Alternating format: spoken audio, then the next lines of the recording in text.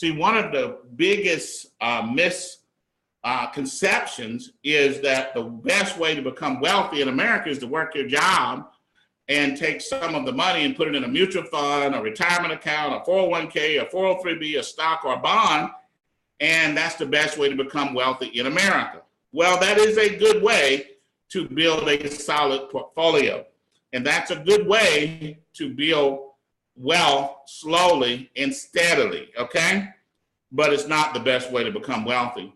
The best way to become wealthy is to understand that the good Lord gave all of us gifts and talents. Take those gifts and talents and turn it into a business, monetize it, capitalize on it, and go out and build wealth. That's how America was built.